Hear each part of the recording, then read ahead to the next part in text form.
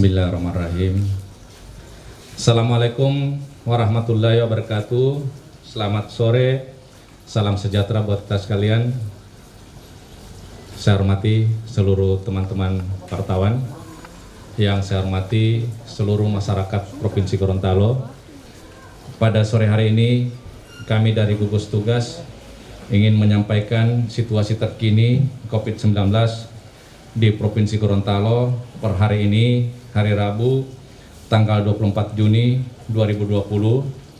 Seperti biasanya kita didampingi oleh translator untuk teman-teman yang penyandang disabilitas.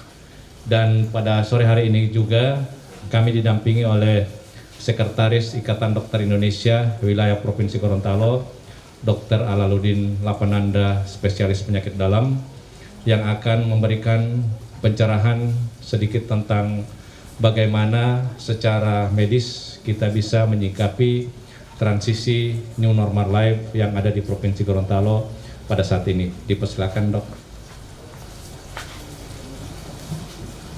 Terima kasih.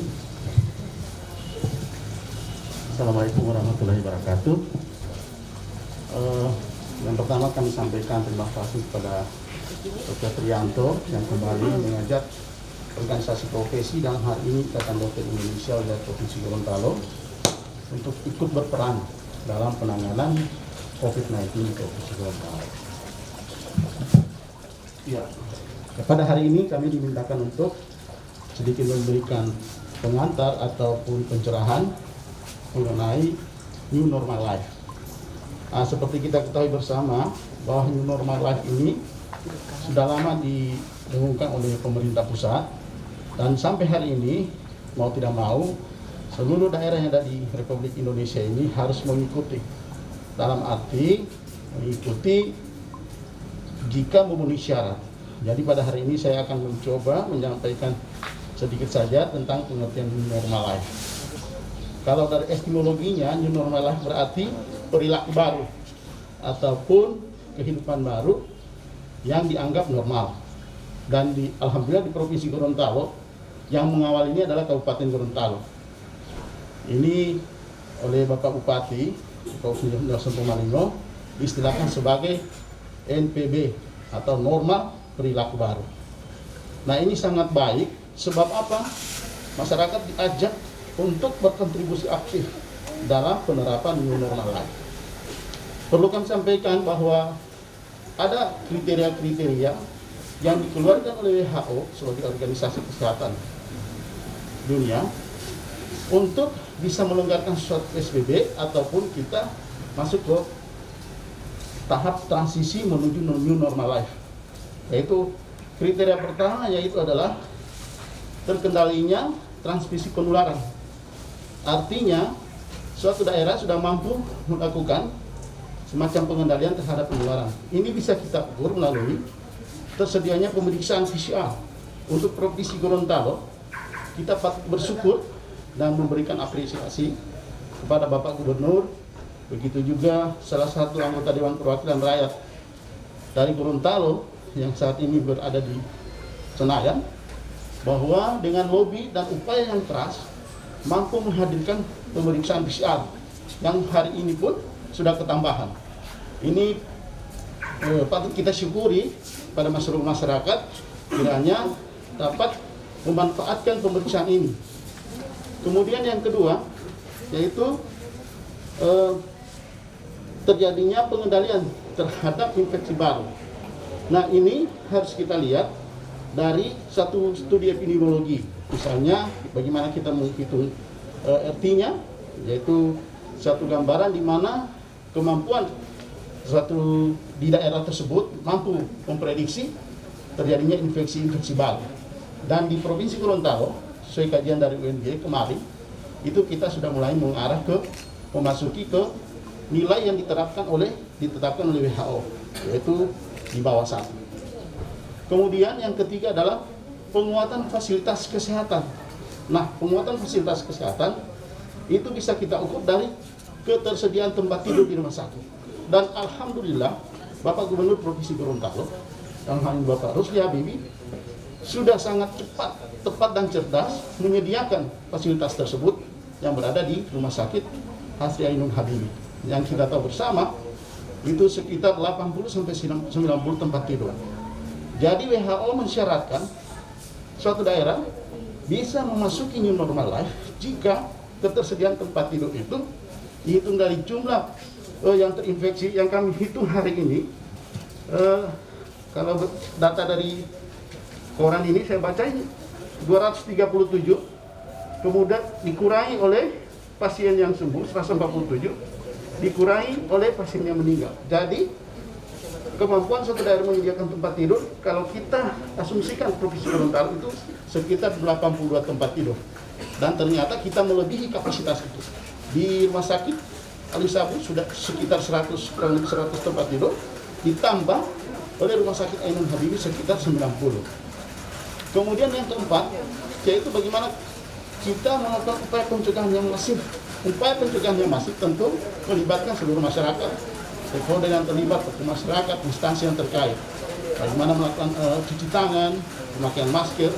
Ini upaya-upaya yang dimaksud dengan pencegahan yang masif.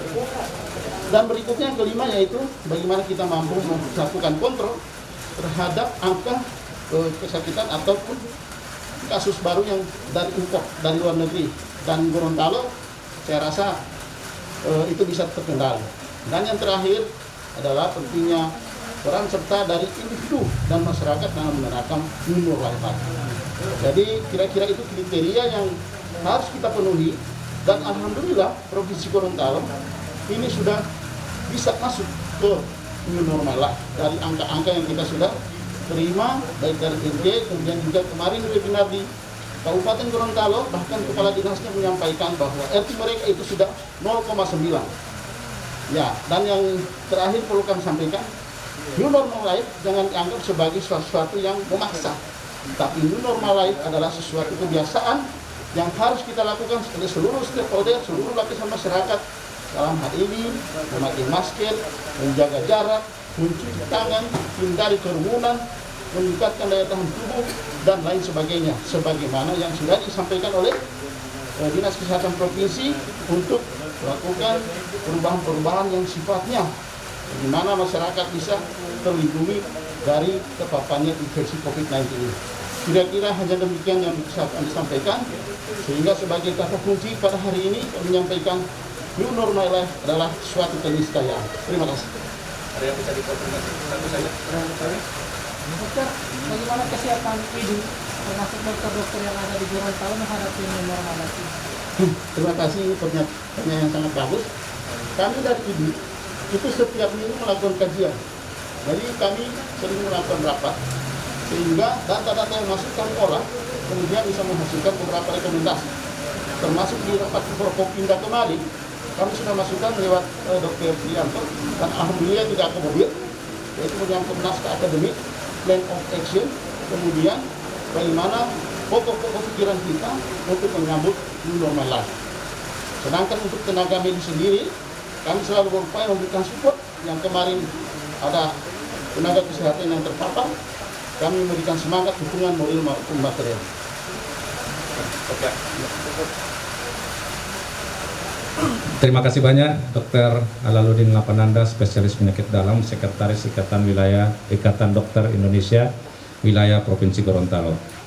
Saat ini kita akan masuk kepada laporan situasi terkini COVID-19 yang ada di Provinsi Gorontalo pada hari Rabu tanggal 24 Juni 2020 pukul 16.00. Kami menerima hasil spesimen totalnya 59 spesimen, di mana 1 spesimen berasal dari Laboratorium Prodia dan 58 spesimen berasal dari Balai POM Provinsi Gorontalo. Dari hasil yang kami terima tersebut, ada 55 spesimen yang negatif, di mana 7 diantaranya adalah dinyatakan sembuh, alhamdulillah, dan ada 4 spesimen yang positif, di mana 1 spesimen lama atau pasien lama dan 3 pasien baru pada hari ini yang terkonfirmasi. 3 pasien baru itu terdiri dari Kota Gorontalo 1 orang, Kabupaten Gorontalo 1 orang, dan Kabupaten Bone Bolango 1 orang. Pasien yang sembuh adalah pasien 163 atau APP, perempuan 22 tahun, di mana hasil swab yang kedua dan ketiga PCR-nya negatif dan dirawat selama 13 hari. Pasien yang berikutnya yang sembuh adalah pasien 185 atau MWM, perempuan 25 tahun. Hasil swab yang kedua dan ketiga PCR-nya negatif, dirawat selama 12 hari. Yang berikutnya yang sembuh adalah pasien 212 ART, laki-laki 40 tahun. Hasil swab yang kedua dan ketiga PCR-nya negatif, dirawat selama 9 hari. Pasien yang keempat yang sembuh pada hari ini adalah pasien 214, nama MYRN, laki-laki 24 tahun. Hasil swab yang ketiga dan keempat PCR-nya negatif, dirawat selama 9 hari. Yang sembuh berikutnya adalah pasien 220 atau ZMA, perempuan 26 tahun. Swab yang kedua dan ketiga PCR-nya negatif, dirawat selama 6 hari. Yang berikutnya adalah pasien 223 PSDL, perempuan 29 tahun. Hasil swab yang kedua dan ketiga PCR-nya negatif, dirawat selama 5 hari. Pasien yang sembuh berikutnya adalah pasien 224, nama FGA, laki-laki 29 tahun. Hasil swab yang kedua dan ketiga PCR-nya negatif, dirawat selama 5 hari. Pasien yang positif hari ini adalah positif lama 1 orang, yakni pasien 227, nama NRS, laki-laki 35 tahun. Swab yang kedua PCR-nya masih tetap positif. Pasien yang terkonfirmasi positif yang 3 orang yang baru adalah, kalau kemarin kita pada angka kumulatif 237, hari ini pasien yang berikutnya adalah pasien 238, nama OVM, perempuan 43 tahun, Desa Ayula, Tilango, Kecamatan Bulango Selatan, Kabupaten Bone Bolango. Pasien 238 merupakan hasil screening mandiri dan diambil swab PCR-nya positif dan sekarang sudah di karantina Pemda. Pasien yang kedua yang terkonfirmasi positif adalah pasien 239, nama SAL, perempuan 46 tahun, Kelurahan Talumolo, Kecamatan Dumboraya, Kota Gorontalo. Pasien 239 merupakan tracking kontak dari pasien 231 atau RIA. Hasil swabnya positif dan sekarang sudah dirujuk ke Rumah Sakit Alwi Sabu, Kota Gorontalo. Pasien yang berikutnya atau yang terakhir yang terkonfirmasi positif pada hari ini adalah pasien 240, nama SRU, perempuan 25 tahun, Desa Hutuo, Kecamatan Limboto, Kabupaten Gorontalo. Pasien 240 masuk Rumah Sakit Hasri Ainun Habibi pada tanggal 20 Juni 2020 dengan hamil dan ada ancaman kehamilan.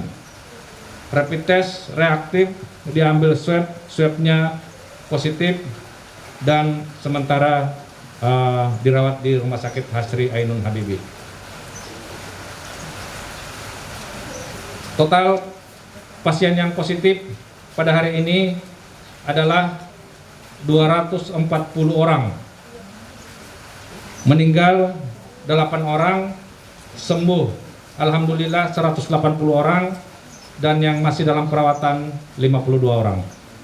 Demikian yang bisa kami sampaikan. Ada yang perlu dikonfirmasi? Ada, cukup? Ya, untuk selanjutnya kami persilakan Kepala Bidang yang Kesmas untuk bisa memberikan himbauan-himbauan kepada masyarakat. Dr. Rosina Q, kami persilakan untuk memberikan himbauan kepada masyarakat. Terima kasih. Bismillahirrahmanirrahim. Assalamualaikum warahmatullahi wabarakatuh. Kepada seluruh masyarakat Gorontalo yang kami cintai dan kami banggakan, terbaca sampai hari ini yang terkonfirmasi positif sudah ada ibu hamil, ibu melahirkan, bayi, balita, dan lansia. Mereka ini adalah sasaran dari bidang Kesmas dalam hal selama kehidupannya kita harus betul-betul menjaga mereka dengan baik. Kondisi ini tentu saja memprihatinkan, di mana pada hari ini ada satu ibu hamil lagi yang ketambahan. Kami berharap masyarakat betul-betul mulai membiasakan diri dalam new normal life, tetap mengikuti protokol kesehatan. Di dalam rumah pun kita harus tetap menjaga jarak apabila sudah ada pasien-pasien yang terkonfirmasi dari keluarga-keluarga kita. Menjaga jarak pada pertemuan-pertemuan, perkumpulan-perkumpulan yang dilaksanakan saat ini. Kami melihat sudah mulai ada pelaksanaan pesta akad nikah. Nah, ini juga menjadi hal yang menjadi perhatian penuh, karena pada saat akad nikah keluarga berkumpul dari segala jurusan pada satu tempat, dan ini menyebabkan kita tidak tahu bahwa di antara mereka ada yang orang tanpa gejala. Nah, sasaran yang sangat beresiko tinggi adalah ibu hamil, ibu bersalin, bayi dan balita, serta lanjut usia. Kami menghimbau sekali lagi masyarakat untuk tetap mengikuti protokol kesehatan, menjaga jarak, memakai masker, dan mencuci tangan.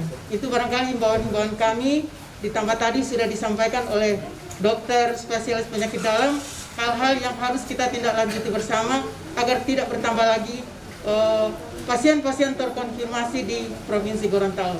Demikian, wabillahi taufiq wal hidayah. Wassalamualaikum warahmatullahi wabarakatuh. Ya, terima kasih banyak Dr. Rosina Q, Kepala Bidang Kesehatan Masyarakat. Dan dengan demikian kami ucapkan sekali lagi terima kasih. Billahi taufiq wal hidayah. Assalamualaikum warahmatullahi wabarakatuh. Selamat sore.